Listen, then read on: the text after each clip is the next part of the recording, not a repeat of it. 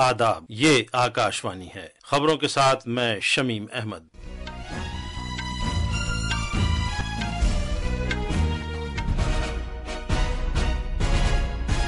वजीर आजम नरेंद्र मोदी ने जोर देकर कहा है कि आईन मुल्क में इत्तेहाद का बुनियादी सुतून है। लोकसभा में आईन के 75 बरस के बारे में बहस का जवाब देते हुए उन्होंने कहा कि भारतीय जमहूरियत दुनिया के लिए एक तहरीक का दर्जा रखती है। रिजर्व बैंक ऑफ इंडिया ने कोलेटरल से आरी ज़रई कर्जों की हद 1,60,000 रुपए से बढ़ाकर 2 लाख रुपए कर दी है। नायब सदर जगदीप धनखड़ ने पराली जलाने के मामले का एक बाकायदा हल तलाश करने की जरूरत पर जोर दिया है। जनूबी कोरिया के सदर यून सुक यूल को मार्शल लॉ नाफिज करने की उनकी कोशिश के सबब उनके ओहदे से हटा दिया गया है। और भारत ओमान के शहर मस्कत में ख्वातीन के जूनियर एशिया कप हॉकी के सेमीफाइनल में जापान को 1 के मुकाबले 3 गोल से हराकर फाइनल में पहुंच गया है।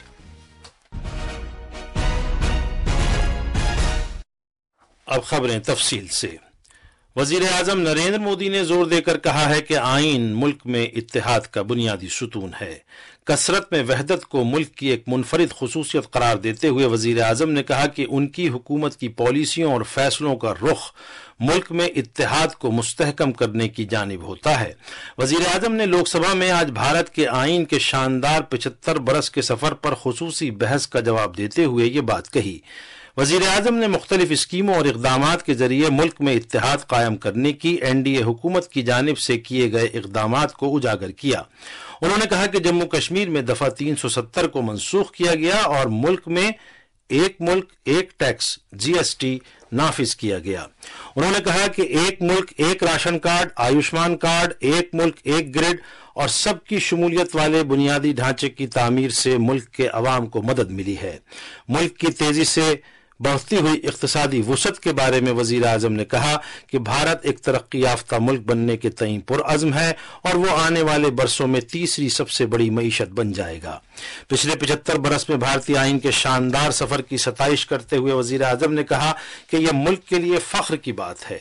उन्होंने ये कहकर मुल्क के किसानों की खिदमात को याद किया कि भारतीय जमहूरियत दुनिया के लिए एक तहरीक देने वाली जमहूरियत है।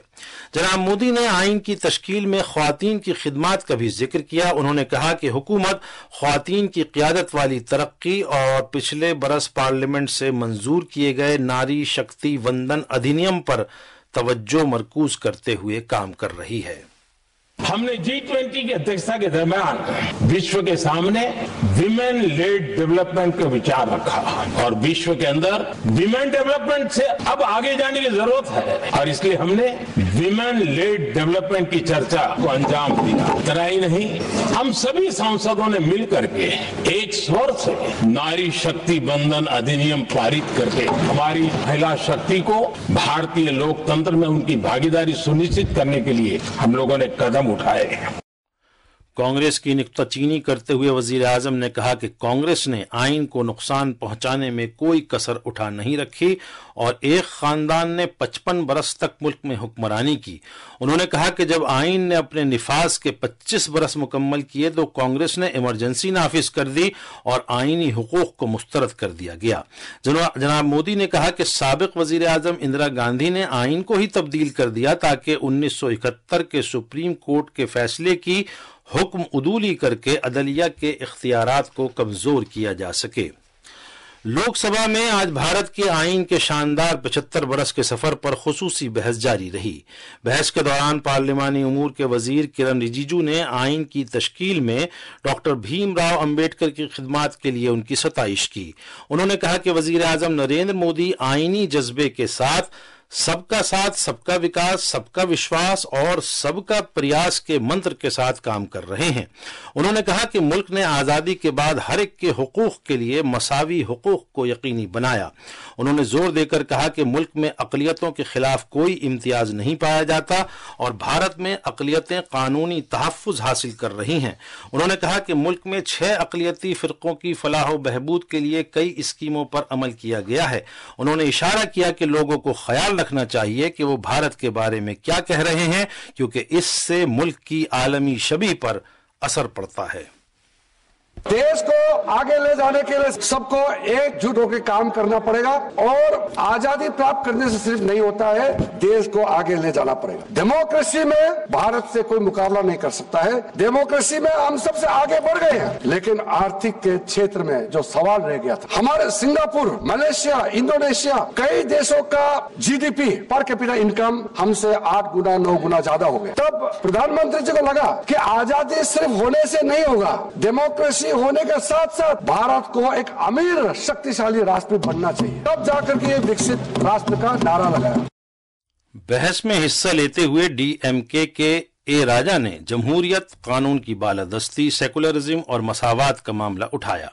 टीडीपी के लवु श्री कृष्णा दवारायालू ने कहा कि बी आर अम्बेडकर के साथ 389 मेंबरान थे जिन्हें भारत के आइन की तश्कील के लिए शामिल किया गया था। बीजेपी के मेंबर पार्लियामेंट तेजस्वी सूर्या ने डीएमके और कांग्रेस पर इस बात का इल्जाम लगाकर उनकी नुक्ताचीनी की कि कच्छतीवू नाम के जजीरे को आइन में पेश किए गए तरीक़ाकार पर अमल किए बगैर 1974 में इन पार्टियों ने इसे श्रीलंका को सौंप दिया।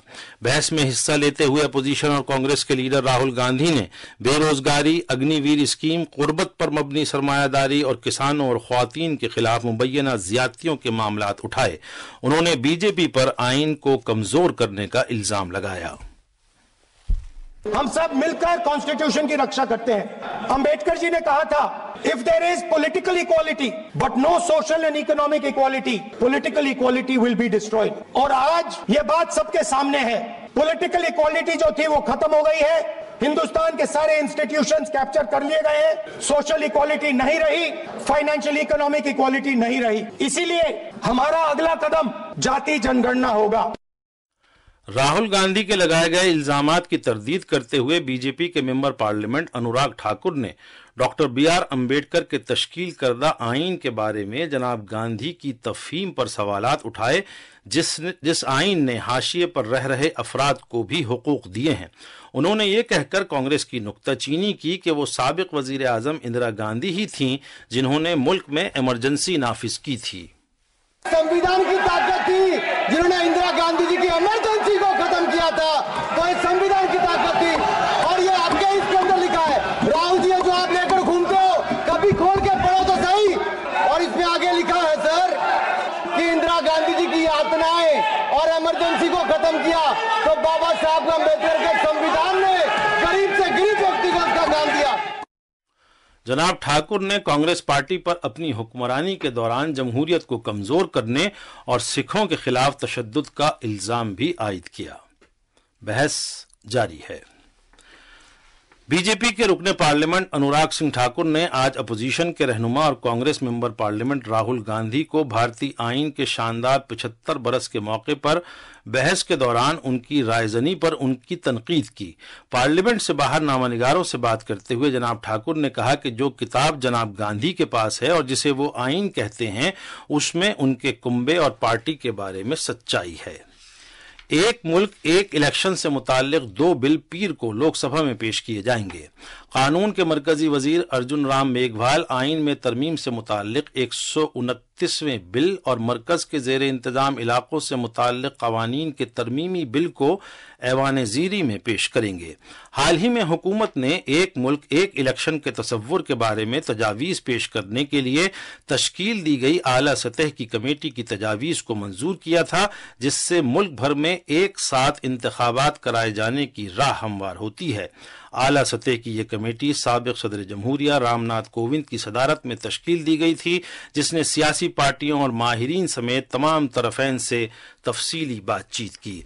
इसका निफाज 2 मरहलों में होगा। पहले मरहले में लोकसभा और असेंबली इंतखाबात एक साथ कराए जाएंगे और बल्दियाती इदारों जैसे पंचायत और म्यूनिसिपल कमेटियों के इंतखाबात आम इंतखाबात के 100 दिन के अंदर अंदर कराए जाएंगे। रिजर्व बैंक ऑफ इंडिया ने कोलेटरल से आरी ज़रई कर्जों की हद 1,60,000 रुपए से बढ़ाकर 2 लाख रुपए कर दी है।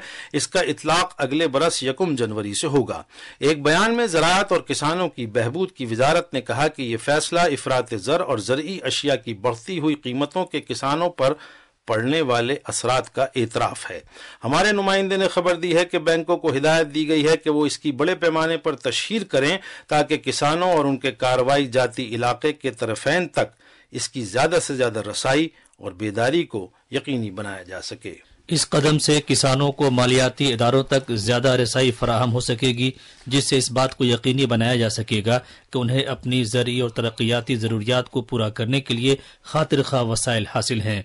اس سے قرضوں تک رسائی، بالخصوص چھوٹے اور حاشیے پر رہ رہے کسانوں کی رسائی میں اضافہ ہوگا، جنہیں قرض لینے پر آنے والے اخراجات میں کمی اور کولیٹرل کی ضرورت کو ختم کیے جانے کا فائدہ مل سکے گا۔ اس قدم سے کسان کریڈٹ کارڈ سے قرض لیے جانے میں بھی اضافہ ہوگا، جس سے کسان زرعی کارروائیوں میں سرمایہ کاری کر سکیں گے اور اپنے طرز زندگی کو بہتر بنا سکیں گے۔ سمیت سہا کی رپورٹ کے ساتھ اردو خبروں کے لیے میں مہتاب عالم۔ یہ آکاشوانی ہے۔ نائب صدر جمہوریہ جگدیپ دھنکڑ نے پرالی جلانے کے معاملے کا ایک باقاعدہ حل تلاش کرنے پر زور دیا ہے اور کہا ہے کہ اسے کسی ایک فرد پر نہیں چھوڑا جانا چاہیے۔ آج نئی دلی میں توانائی کی تحفظ سے متعلق قومی ایوارڈ NECA 2024 پیش کرنے کے بعد ایک اجتماع سے خطاب کرتے ہوئے جناب دھنکڑ نے آب و ہوا کی خطرناک صورتحال سے نمٹنے کا حل تلاش کرنے کی اپیل کی، جس سے قومی راجدھانی کو ہر سال سامنا کرنا پڑتا ہے۔ ذمہ دارانہ کھپت کی اہمیت کو اجاگر کرتے ہوئے جناب دھنکڑ نے کہا کہ ہر شہری کی ذمہ داری ہے کہ وہ وسائل اور توانائی کا بہتر طریقے سے استعمال کرے۔ وزیر اعظم نریندر مودی نے آج نئی دلی میں چیف سیکرٹریوں کی چوتھی قومی کانفرنس کی صدارت کی۔ جناب مودی کل کانفرنس سے خطاب کریں گے۔ 3 روزہ کانفرنس کا آغاز کل ہوا تھا۔ اس کانفرنس میں ترقی کے مشترکہ ایجنڈے کے ارتقاء اور عمل آوری پر توجہ کی جا رہی ہے، نیز ریاستوں کے ساتھ شراکت داری کے معاملے میں عمل آوری کے لیے ایک خاکہ تیار کیا جا رہا ہے۔ وزیر دفاع راجناتھ سنگھ نے آج کہا ہے کہ خدمت، لگن اور خیر سگالی بھارتی ثقافت کی اقدار ہیں جن سے بھارتی معاشرے کی عکاسی ہوتی ہے اور یہ اس کی شناخت سے وابستہ ہیں۔ دلی میں ایک نجی تقریب سے خطاب کرتے ہوئے جناب سنگھ نے کہا کہ مذہبی کتابوں میں خدمت کو مذہب کی اعلیٰ ترین شکل قرار دیا گیا ہے اور خدمت سے بڑھ کر کوئی مذہب نہیں ہے۔ انہوں نے اس بات کا ذکر کیا کہ معاشرے اور ملک کے لیے اپنی زندگی کو وقف کر دینا بھارتی تاریخ اور ثقافت کا ہمیشہ ایک حصہ رہا ہے، جو فخر اور اطمینان کا باعث ہے، نہ کہ غرور کا۔ جنوبی کوریا میں پارلیمنٹ نے آج صدر یون سک یول کو عہدے سے ہٹانے کے سلسلے میں ووٹ دیا۔